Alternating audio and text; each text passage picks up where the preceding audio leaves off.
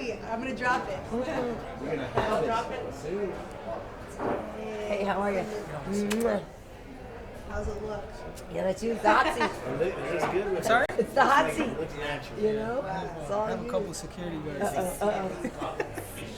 You have to hold it all day long for him? The whole time. Okay. What's up, Barry? What's up? How are you? How's it going? It's bad. How are you? We're just acting as security. I was like, I love it. Jordan.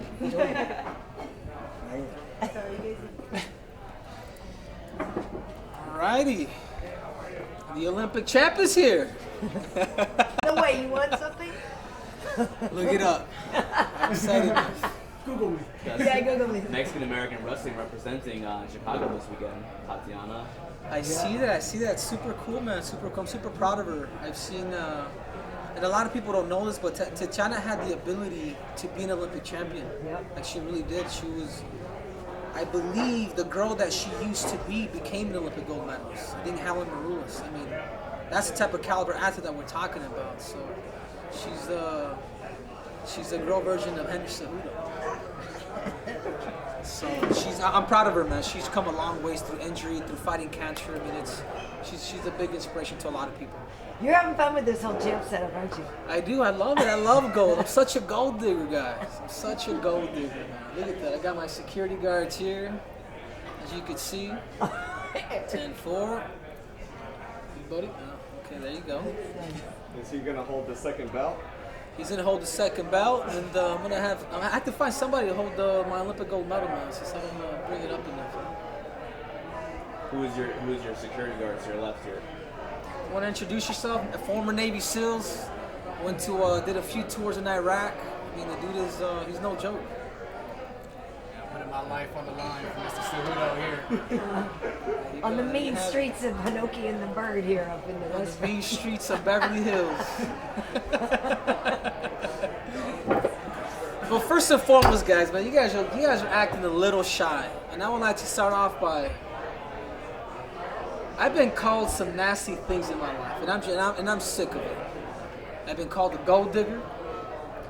I've been called the son of a gold.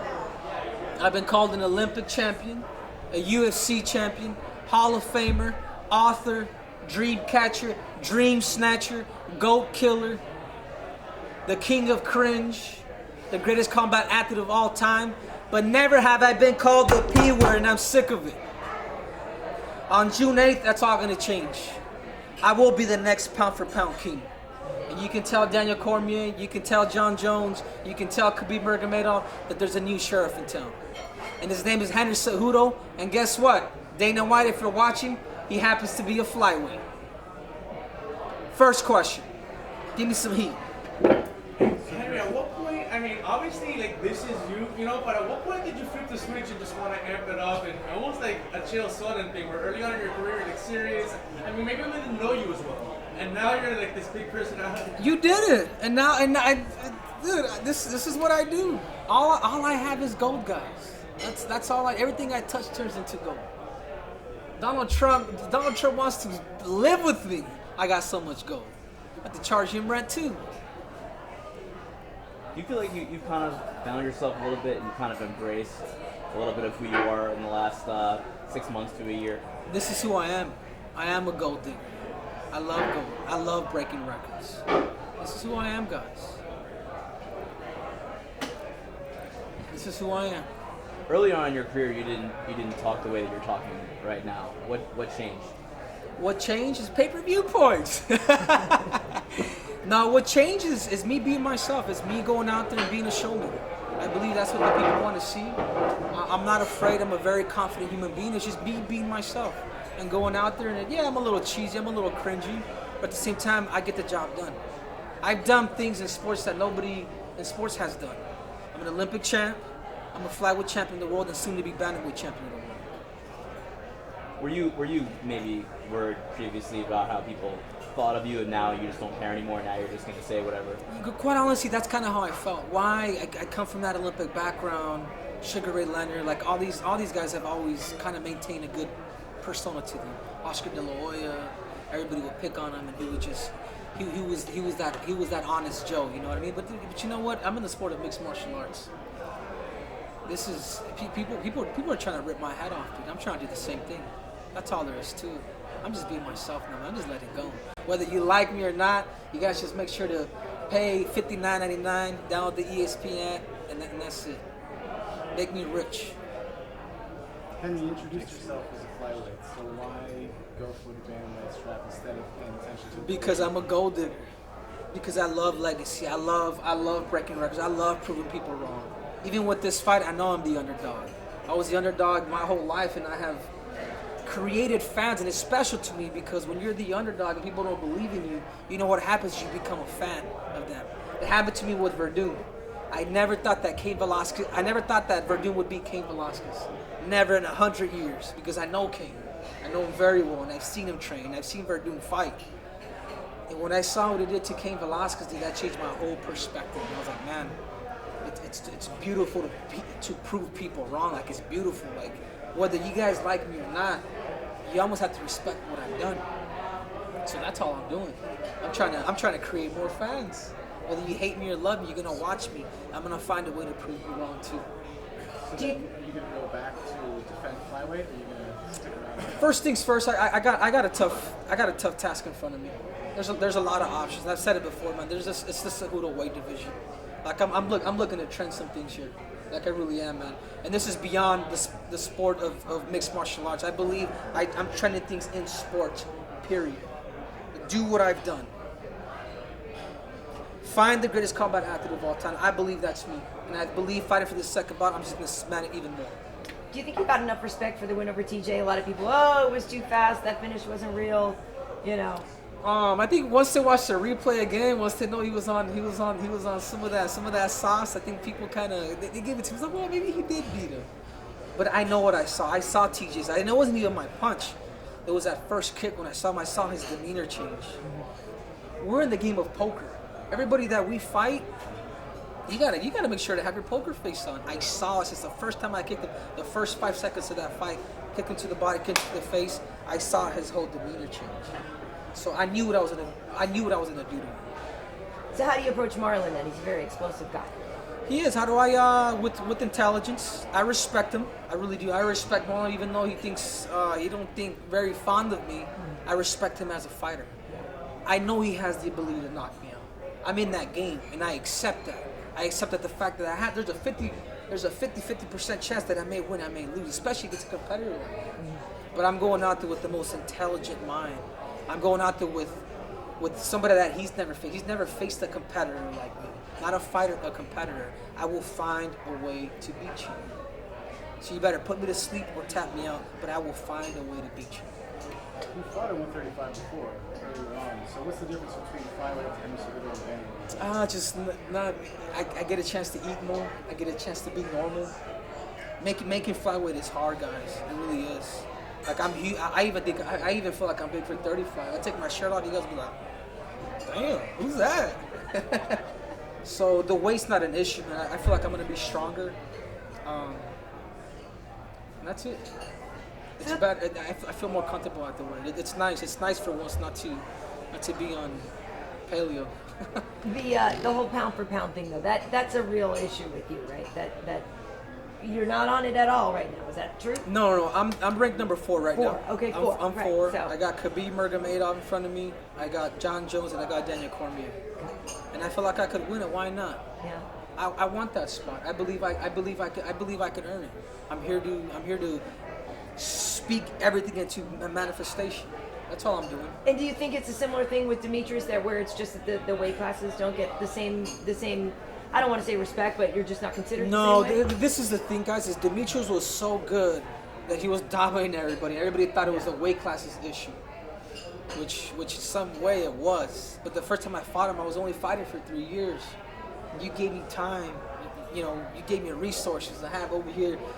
In my opinion, the 2019 Coach of the Year, a man that speaks 5 different languages, is going out there to help his soldiers. I mean, I have the right people in mind to create this perfect storm. So I believe after this fight, I believe I am going to be pound for pound king. I'm the only one with 2 belts, and I'm the only one with an Olympic gold medal. How about that? And it'd be crazy for you guys or anybody not to give me that status, because I'm out here chasing gold.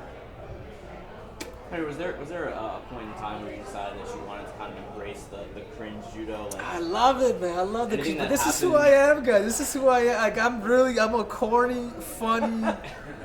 But when I compete, I'm serious. I'm out there to kill, man. I'm a great white shark. So don't be mistaken. But this is who I am, guys. Like I'm corny. I'm cringy. Accept it. was that Eric? You talk to the wrestler security? But was there something that happened that made you say, like, you know what, screw it, I'm just gonna be myself? Like, why not? Why This am is I- all. Since I was a kid, I was like this. Since I was a kid. But you didn't show up publicly until recently. I didn't because of that reason. I'm an author. I do motivational speaking. I go out and I speak to kids. But you know what? Kids soon become adults. You know, I have nieces and nephews. Like, it's the reality, man. You guys think the UFC is a mixed martial arts company? Guys, the UFC is a marketing company. And finally, I realized that, you know who picked on me? Was Chael Sonnen.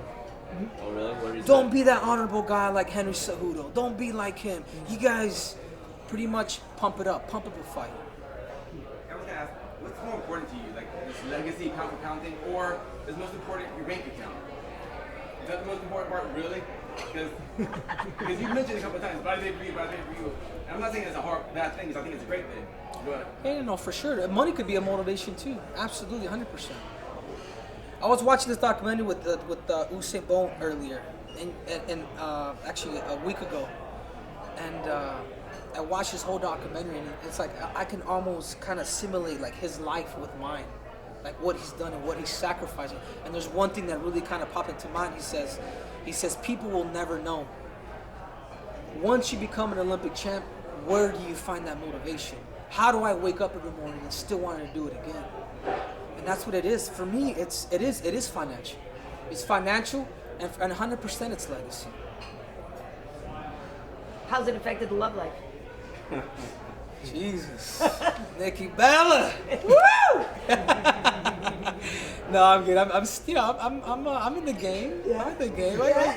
Why are you making it Because cringy? Why are you making it cringy, Karyn? I'm not. You put it out there on social media and stuff like that. So we gotta ask. You're dancing. You're doing all the I bit. am. I'm it's single, working. trilingual, and boy, do I love to meet.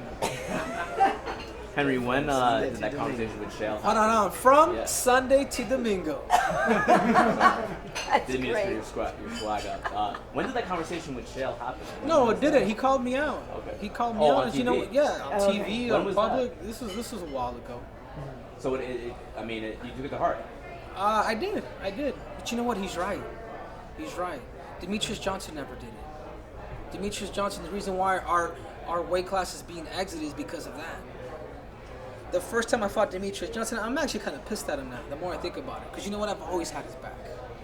The first time I was going to fight Demetrious Johnson, again, I was being to myself. I would laugh or whatnot. But I remember I went up to him and I says, Demetrious, we have to stir the pot, dude. They're gonna get rid of our weight class. And he was with his wife, and they can both confirm.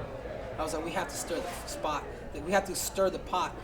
And he said, and I told him, I said, dude, our weight class, pretty much our weight division is on the line, man. Like I was hearing it back then. This was three years ago. It was before the first fight. Yeah, and it was almost like he just shook it off, and he was like, oh, you want to stir the pot, huh? Like that was his reply to me. And I'm just like, Jesus, man. Now we're in this situation. Now that I'm talking about my Olympic gold medal and the belts and all this stuff and all these women, you know. Now, you know what I'm saying. I'm trying to do something here, guys. I really am, dude, from the bottom of my heart. But I'm out there also to break a neck too. Is it too late to save the flyweight division? You think? Is it too late? You have to ask Uncle Dana why, but no, I am the flyweight savior. The division's gonna stay. Whatever happens in this fight, the division's gonna stay. You can tag Dana White on it. Would that be your next fight at flyweight if you after this, or are you good? Would you say? I'm taking it one at a time, Karyn. I mean, there's a lot of options. It's the Cejudo weight division. I'm gonna see who I'm gonna fight next. Because you're right, I do want big fights. I do want money fights. I don't think we make enough. I believe we should be getting paid like NFL players. I believe we should be getting paid big money. It's enough, man. Conor McGregor can do it. He's not even. He's, in my opinion, he's a champion. But I don't. He's done it for a reason. He deserves every penny that he's getting. We need to start getting paid like elite athletes.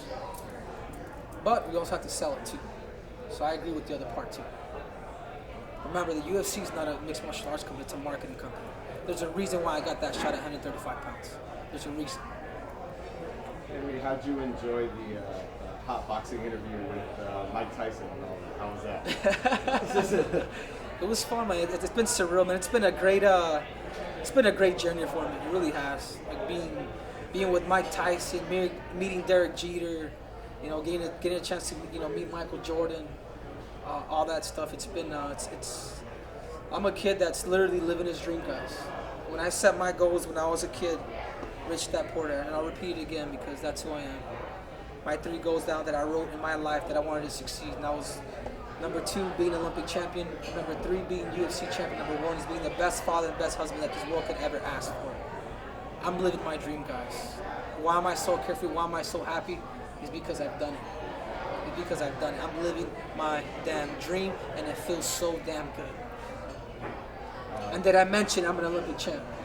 There was a story that your medal actually burned up in a Santa Rosa fire. Is that true? Because we've seen your medal since, and maybe ARC issued your medal. It did. It did. My medal did burn in the Santa Rosa fires, but it's the memory that comes with it. I'm such a carefree person too that can burn too, and I'm okay. Anything can happen. My house can burn down, and I can be okay. I really am, because it's the experience, it's the emotions that come with that. It's the blood, sweat, and tears that took to receive that. That's what counts for me. Truly, I mean it. I don't stress. Oh, I lost my goal. No, dude, I was laughing that day. I was making jokes that same hour. I'm alive. I made it. You able to contact IOC to have a medal? Yeah, I have. Everything's going forward with that. There's a whole process, man, and records and all kinds of things. So, but I appreciate you guys' concern with my Olympic gold medal. It means a lot to me. And you're going for a second belt this weekend. Next week there's a big 135-pound fight in Bellator. Caldwell and Koji. I know that you have good friends and training partners in Bellator.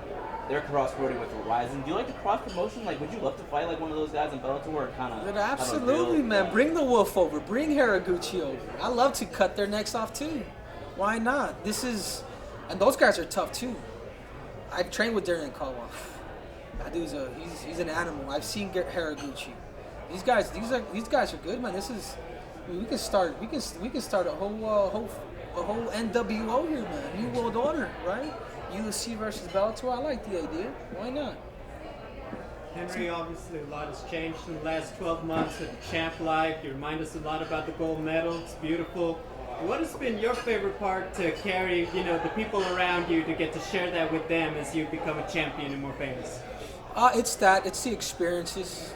It's the fact that I'm able to share my gold with people, my gold medal, my UFC belt, and to be able to do it with my coach, Captain Eric, for those who don't know. And I'm kind of pissed at Fighters Only magazine that they're not even nominating this guy. You know what I mean? Like, in reality, like, it's ridiculous. It really is, man. This man coaches me, Patricio Pitbull, speaks different languages to cater to him. Will fly to another country to be with these people, and he's not even being credited at Fighters Only magazine. So that's a bunch of BS. So for you guys if you guys can start your own awards, remember this man, Captain Eric Albarracin, Captain of the United States Army, All-American in both freestyle wrestling and Greco-Roman wrestling, one of the only Olympic alternate, and an overall a serious man, I guess. I asked this of Tatiana. There's a lot of significant, dominant wrestlers that come into the UFC and develop a power punch, and I think you're one of those people. You yeah, hold on. Is my gold medal? Is it bugging the cameras? It's not shining. Go ahead. A lot of dominant wrestlers that come into the UFC have developed power punches, and in your case, even like power kicks. Can you talk about the development in your striking? Because when a wrestler comes in with an Olympic gold medal, you assume they're going to pretty much be wrestling and he throws on strikes. No, I'm an athlete. I have the right coach in front of me. I have Captain Eric Albarracin. I have people that are going to have me face these certain problems. Like, it's not just wrestling for me. I love the creativity, being able to strike and submit and do all that. And I've showed that in the UFC. I'm an athlete now. I'm an Olympic gold medalist. Henry, Andrew Ruiz Jr. just won the heavyweight championship, upset to Anthony Joshua. But does he have an Olympic gold medal? He doesn't. There you go. He has 3 boxing belts though now. First Mexican heavyweight champion. What do you think about it? Inspiration, man. Inspiration. They just asked me the same question in Spanish, and I can honestly say, like, I'm a part of that. Being Mexican, being Mexican American, like, man, we gravitate towards each other. You know who inspired me when I was a kid? Oscar De La Hoya. You know who inspired me when I was a kid? Marco Antonio Barrera, Morales, Julio Cesar Chavez. Like, all these great legends, man. So a piece of Ruiz's success, man, I feel like, man, I feel like I want it with him. You know what I mean? Like, and it's like that. It's in our culture, man. We're strong-blooded people, man. We can fight, and we'll go out there. We'll fight with pride, with dignity. We'll leave it all on the line. That's exactly what Ruiz did. It doesn't surprise me, and he's gonna do it again. I know he is. There's a Mexico City show in September. You could defend there. Yeah. Options. You can talk to Uncle Dana. See when I'm ready. Yeah. I like it. I like the idea. Is Ali going to be there on Saturday, and what do you think his expression will be? I watching can his tell you two right now, fighters? I know who Ali's going for. Between me and you. I know who he's going for. He's going for the messenger. I'm his favorite. I'm his fave. And Ali didn't tell me to do that.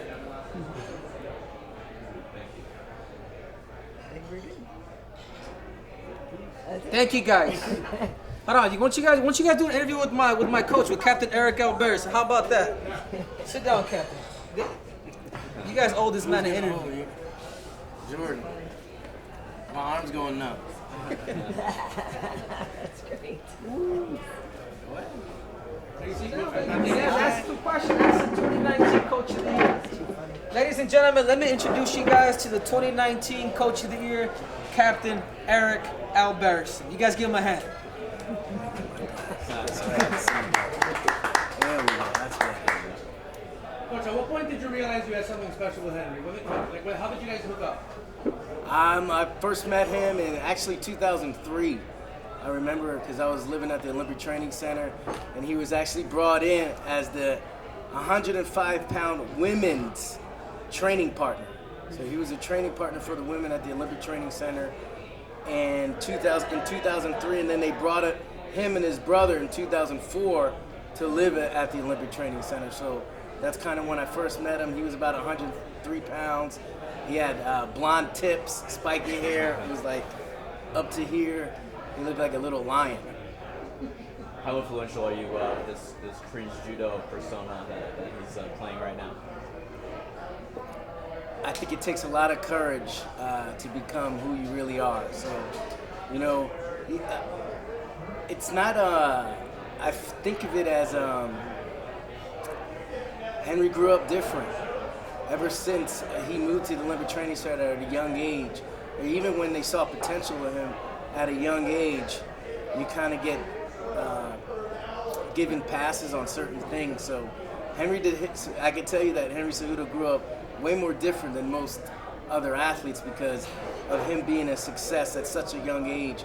It's kind of like, what's it like being Justin Bieber, being so famous at the age of 15, where you see things that most other people don't see. So Henry's unique because he was a famous athlete at a very young age where he didn't have to go through certain phases when you're a teenager, when you go to college. It was always kind of having fame at a very young age. So that's what you're just seeing. You're just seeing him coming into his own. And it's not like, it's really him, but it's not like, I would say it like this, and I don't know if he's gonna like it, but like when talking to girls, like most every girl that ever comes in, he's already in, you know, like people are gonna laugh when they're with you because they know who you are already. Like if he says a joke, even if it's corny, everybody in the room laughs, and that's what he hears all the time. Well, if you grab the guy next to me and have him say the same thing, nobody would say a word. So he's kind of grew up where whatever he says, people who put a smile on their face or they smile for him. So he's just kind of used to being able to say what he wants recently, and it's kind of it's normal for him because he's always been since he was a sophomore in high school. He's always been people have looked up to him. He's always been number one, really. Do you know when he decided to kind of show that persona publicly? His real personality publicly. Yeah, because I was in Brazil with him at the Pitbull Brothers when I showed him what Chael Sonnen said, and he had a big old rant about it, and I showed it to Henry, and he was just like, okay. And then I said, let's call him up. Let's call up Chael. Let's get it. If you're gonna get advice, get it from an expert. And we called him up, and they ended up speaking. He ended up going on his show when he went to Australia. I did like 30 minutes with him. So, Chael's been a big influence in Henry as far as letting himself, as far as him becoming himself. When was that? Well, this was before he beat Demetrious. Before he beat Demetrious, because we were doing an interview on Canal Combate in Brazil with Ana H.E.A.T, and I remember showing him the video down there, and that's when I said, let's call him up. Let's start get some advice from him. So that's what we did. When you have a high-level grappler like Henry, what is the process to not only develop their striking, but also make it second nature so they do use the full weapons and don't just rely on the grappling? Well, when you have a high-level grappler, it also becomes on their type of personality. He could have went the complete other way, like a Ben Askren or a John Fitz, and just take you down and smother you. But like Henry said, he's always been an entertainer. He likes to put on a show. And that's what you're seeing now, and that's why he's going out and knocking people out in 32 seconds. So he likes to put on a show before and after now. So that's it's part of Henry Cejudo now. Can you kind of tell us a little bit actually about yourself? Like, how did you get into MMA coaching? And I know you have a giant resume of the top level guys you've worked with. You kind of brag a bit about who you worked with. Yeah, so I was in the military. I was the officer in charge of modern Army combatives, and that was kind of like my first introduction to the hand-to-hand combat. I eventually became the officer in charge of hand-to-hand combat or modern Army combatives. And when I got out of the military, fortunately, my first fighter was Minotauro Nogueira, in which he had Team Nogueira, in which we had Anderson Silva, we had Junior Dos Santos, and we had Rafael Feijão. So I kind of got thrown into the fire, full immersion. I moved to Brazil, learned how to speak Portuguese. And one of the big things, one of the two big important people on that team at Team Nogueira in the time, which is 2011, were these two young brothers called the Pitbull Brothers, Tricky Pitbull, Patricio Pitbull. And I always knew those guys were going to be good. And Patricio finally became my first world champion, and he's kind of built like Henry Cejudo, short, compact, and as he became very good in wrestling, Patricio Pitbull, I started seeing how he was transitioning his striking into his wrestling, and I called up Henry. This is even before Henry was in the UFC. I said, you need to come down here and start training with the Pitbull Brothers, because I think Patricio Pitbull's style is perfect for you. And eventually he finally came down, I believe it was before we fought Wilson Hayes. So once we did a training camp in Brazil at the Pitbull Brothers, is when he kind of made that change, and it was a big change. So, one of the big things is that Patricio Pitbull did his camp with us for Michael Chandler, which he just became double or champ in Bellator. He beat the greatest lightweight of all time in Michael Chandler. And the great part about that is that Henry and him trained together this whole camp, and Henry got to witness it beforehand. So Henry feels motivation from watching Patricio Pitbull accomplish what he's going to accomplish on June 8th. So that was a big thing, is getting these two champions together, lions training with lions, iron sharpening iron.